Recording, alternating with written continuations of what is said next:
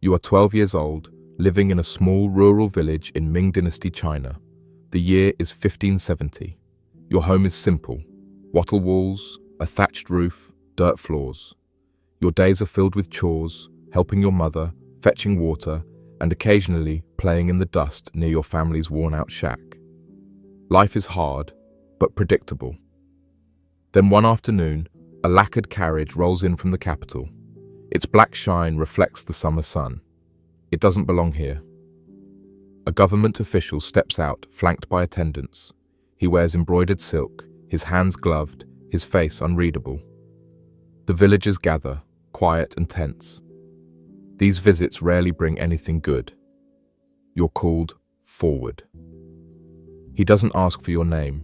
He inspects your teeth, your skin, your posture, and especially your feet. He speaks very little. His eyes are not unkind, but they are clinical. This is not a conversation. It's an evaluation. The official speaks with your father. No negotiation is made.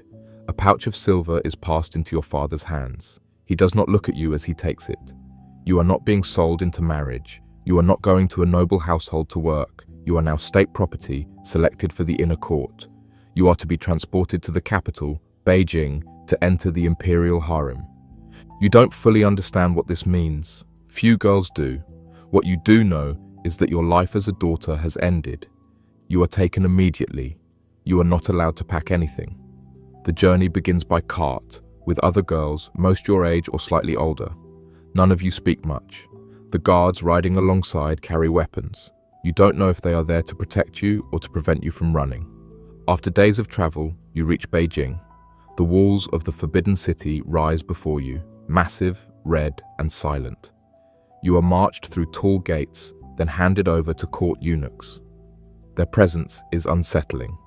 Their voices are high-pitched and mannered, their expressions distant. They do not treat you cruelly, but their indifference is a message in itself. You are here to be processed, not welcomed. You are taken to a hall where physical inspections begin. It is clinical and cold. You are stripped, along with the others, and examined again. Height, skin tone, foot size, and physical symmetry are all assessed. One girl is removed because of a birthmark on her back. Another is dismissed due to a slight squint in her left eye. You are kept. Your small feet, though unbound, are seen as a sign of potential. If they had not yet been bound, they will be now. Foot binding is not universal, but in elite settings it is expected. Your feet are wrapped tightly, your toes curled under your soles. Bandages are applied with force, bones crack. The pain is not momentary, it becomes a daily reality.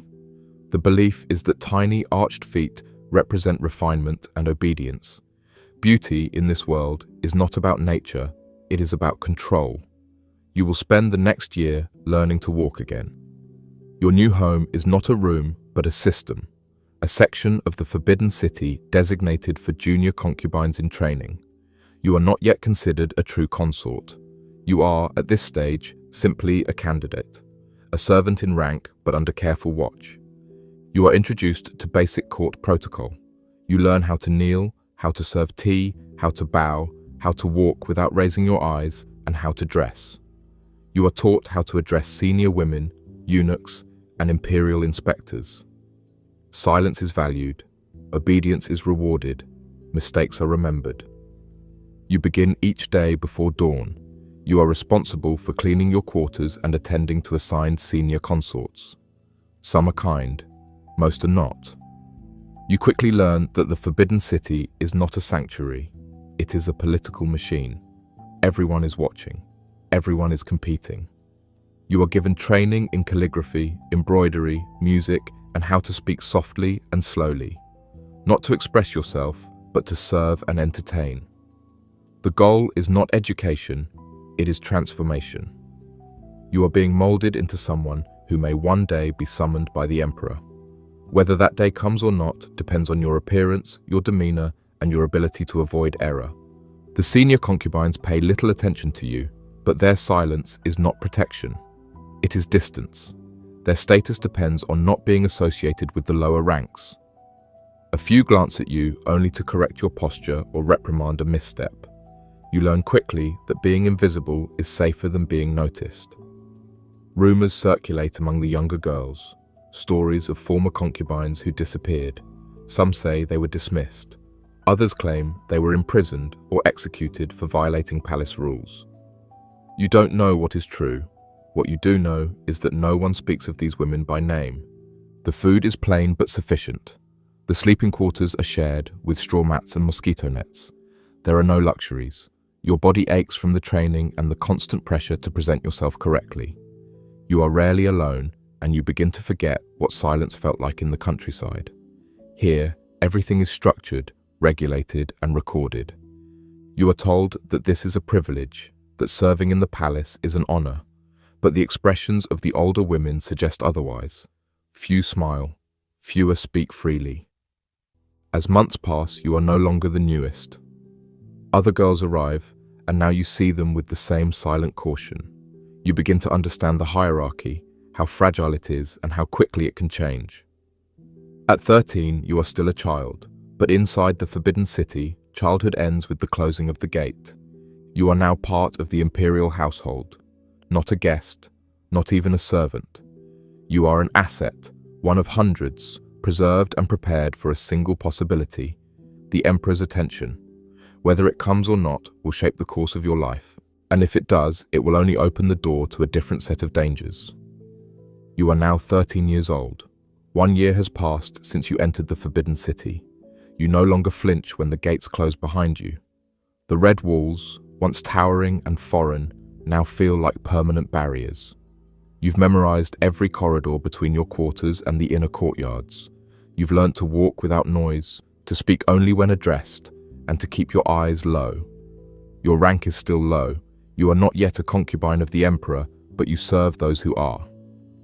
The Imperial harem, or knighting, is a strict hierarchy of women divided by rank, favor, and influence.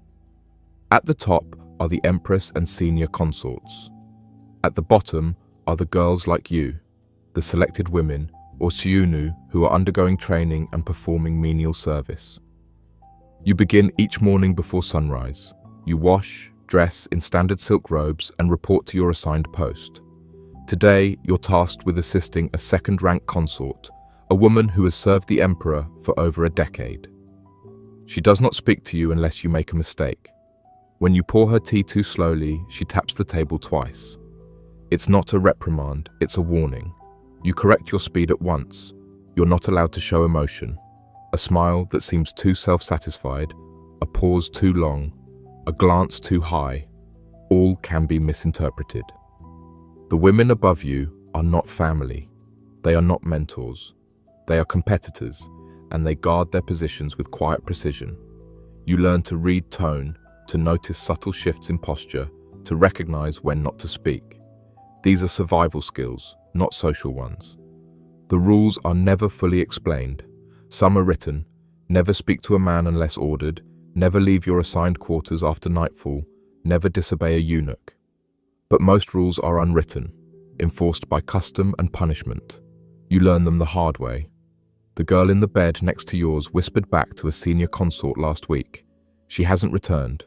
No explanation was given. You begin to understand that power in the harem is fragile, but also absolute. The Emperor is distant, almost mythic. You've never seen him, only heard of his preferences from the lips of senior women and eunuchs. But everything in your life revolves around the possibility of him noticing you. Being summoned to his presence is rare. Being invited back a second time is rarer still. Yet it is the only path upward.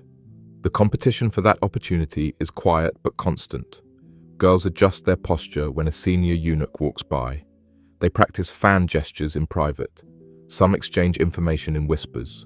Who is favored this week? Who fell out of grace? Who cried in front of the Emperor's mother? Even minor missteps can be career-ending. One afternoon, a girl from your cohort spills a drop of soup during service. She's taken away and returned hours later, her knuckles swollen. Bamboo rods are used as correction. Another girl is accused of speaking to a guard too long. She is removed permanently. The guards, like the eunuchs, are not allies. The harem is not a place of protection. It is a controlled environment where any infraction is considered willful disobedience. You hear rumors, passed carefully in hushed voices. A senior concubine once spilled wine on a nobleman. She was dismissed from court and never heard from again. Another was caught sending letters to her family, which is strictly forbidden without permission. She was reportedly confined to a sealed room for months. Whether all of these stories are true doesn't matter. They shape your understanding. The palace is not ruled by justice, but by order.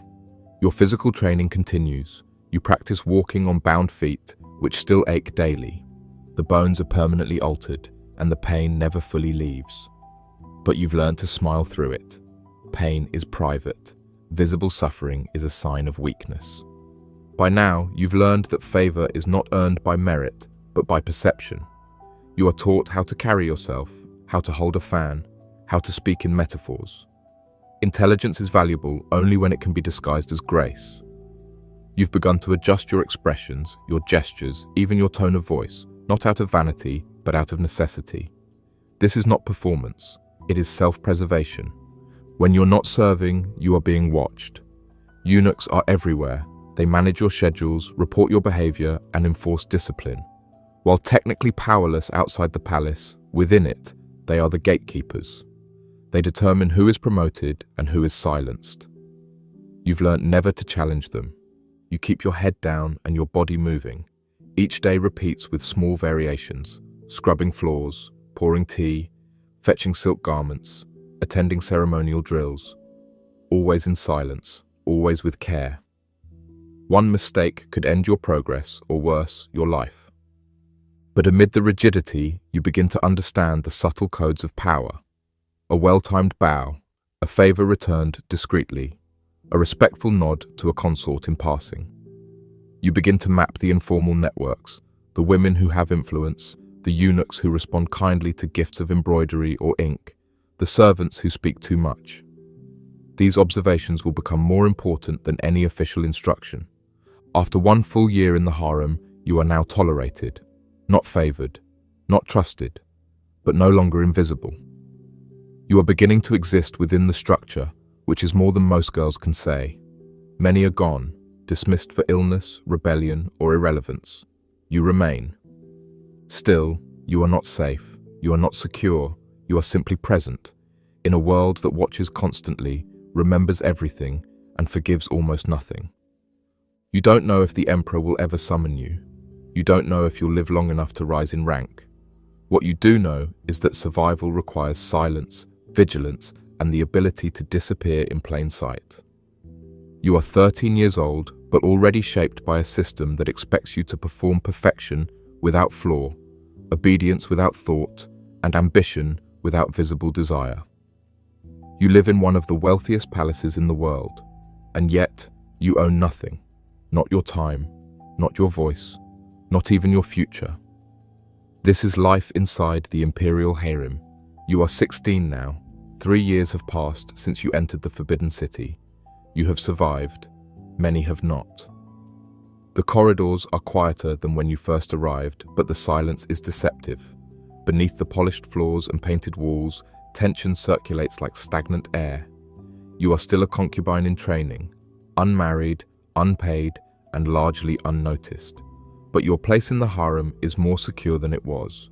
You know the rhythms now, you know how to move without being watched, and how to be noticed without speaking. Then one evening, everything changes. You are summoned. The message is brief and direct, delivered by a eunuch whose expression gives away nothing. You are to attend the Emperor that night. No explanation, no assurance of return, just an instruction. The other women do not speak to you as you prepare. No one offers advice. You bathe, dress in robes selected by the senior attendants, and are powdered by servants who say nothing as they work. You are carried to the Imperial chambers in a curtained sedan, your bound feet wrapped tightly, useless for walking. The chamber doors close behind you. No one speaks of what happens inside. What follows is not recorded, not discussed, and not optional. You emerge the next morning. The attendants avoid your gaze. From that moment, everything changes. Weeks later, a court physician confirms what you suspected. You are pregnant. The news is delivered quietly, but word spreads quickly. Pregnancy in the Imperial harem is both a potential elevation and a profound threat.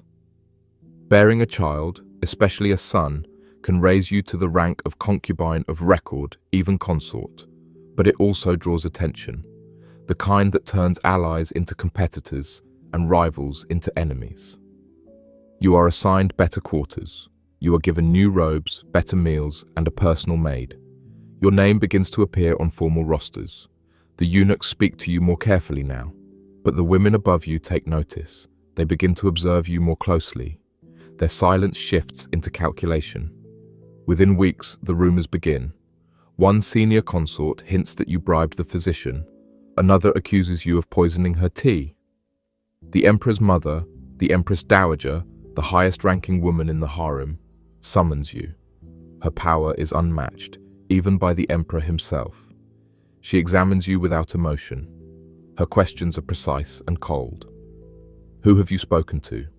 What have you eaten? Who attends your quarters? She says nothing of the accusations, but her gaze lingers too long.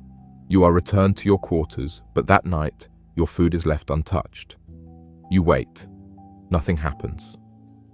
The next morning, your maid tells you the accuser has been reassigned to an outer residence. Nothing is confirmed, nothing is written. But the warning is clear. Your status protects you, for now. You give birth several months later. A son. The announcement is made discreetly. A few gifts arrive. A few eunuchs bow lower than usual. The child is removed from your quarters and placed under the care of official wet nurses in the Palace of Eternal Spring, where children of imperial blood are raised. You are allowed to visit at set times. You see him only briefly, sleeping, wrapped in silk, watched over by guards and servants. You are not allowed to hold him for long.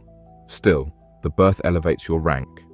You are granted the title of concubine of the 5th rank, one of many, but no longer among the lowest. You are expected to attend more formal events, dress with greater precision, and adhere to a new level of scrutiny. With elevation comes risk. The women who once ignored you now whisper when you enter a room. Some are polite, others are not. One offers you a hairpin as a gift. You decline. Later, a maid tells you it was rumored to be poisoned. The political atmosphere in the harem grows heavier. The emperor rarely visits now. His time is divided among dozens of women. Your position depends not on affection, but on perception, what others think your position might become. And in the palace, perception is often more dangerous than fact. A eunuch you've never seen before arrives with a message.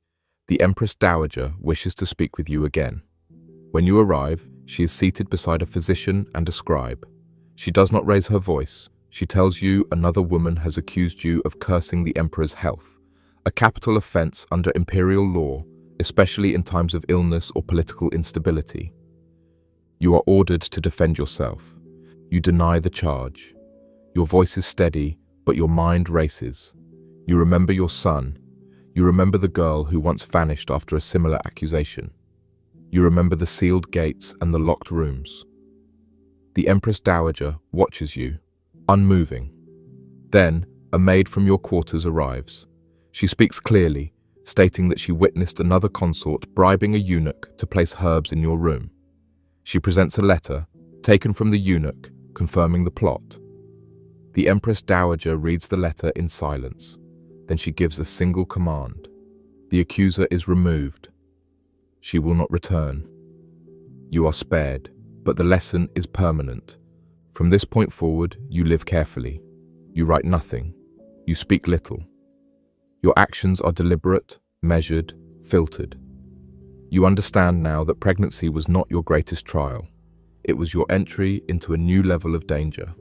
You are no longer fighting for notice. You are now fighting to remain alive. The harem operates by silent codes and shifting loyalties.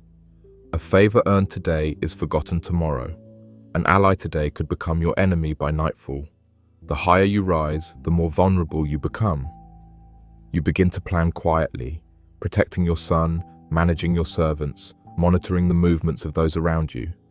Your quarters are swept daily, your meals are tested, you sleep lightly, you wake at every noise. There are no locks on your doors, no guarantees of safety.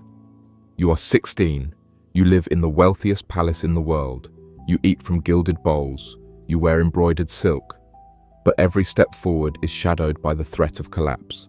You are no longer unknown, and that may be the greatest risk of all. You are now 22 years old. In the Forbidden City, that means your youth is ending. The new girls arriving are 15, 16, their skin unblemished, their smiles untrained. They bow too deeply, speak too softly. They remind you of yourself 6 years ago, and you know exactly what they're here for. The Emperor has not summoned you in months. His attention has shifted. His health, once robust, now declines. He coughs behind screens, walks with attendants, and speaks less often in court. His household grows quieter, but his absence only sharpens the ambitions of those beneath him. Your son, now a toddler, still lives in the inner quarters for children. You visit when allowed. He doesn't always recognize you. You whisper songs you used to hum when he was an infant, hoping the sound still reaches some memory in him. But you see how the nurses control everything. His meals, his learning, his sleep schedule. You are his mother in name only. He lives under the Emperor's protection, and that makes him valuable. It also makes him vulnerable. The court is uneasy. Grain prices have risen. Rumors of plague swirl outside the walls. Inside, whispers of a coming purge return like smoke through silk. The Forbidden City has too many mouths, too many concubines who are no longer useful. Last time, over 100 women disappeared during a palace famine. No official record was kept, no names were read. You feel it in the air again. Servants avoid eye contact. Eunuchs speak more quietly. Meals grow smaller. Water arrives later in the day. The palace is preparing for something, though no one says what. Then one night, it comes for you.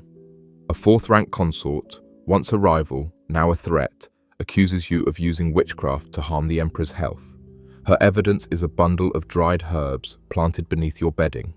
You deny everything, but denial means nothing here.